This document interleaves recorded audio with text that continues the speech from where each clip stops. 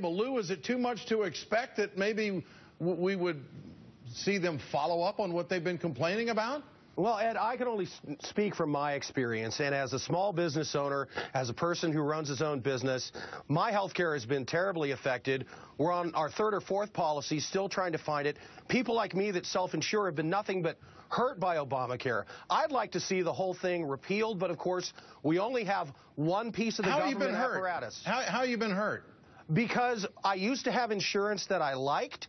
We had the doctors group that my wife and the kids were born to and that had always been gone to, and we have not been able to go back to that same doctors group because they keep dropping the insurances that we get because the government keeps cutting the reimbursements. So I did not get to keep my doctor. I did not get to keep my plan. That was a lie to people like me who have to self-insure.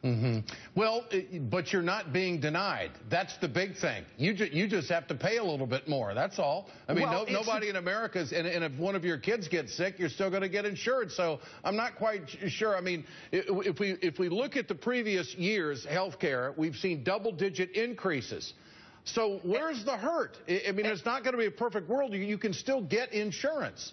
Ed, it was called the Affordable Care Act, and I was promised, and millions of other people were promised, that we could keep our doctor and we could keep our plan. That simply wasn't true for a large population sector that has to self-insure. So you're in favor of the junk insurance that was out there because there are now standards in the industry that have wiped out a lot of policies that didn't do consumers any good. Ed, call it junk insurance if you want. I had insurance that I was happy with. Okay. Now all right, fair enough. Fair enough. But the fact is that we have federal standards just like we have standards on a lot of things in this country. I want to play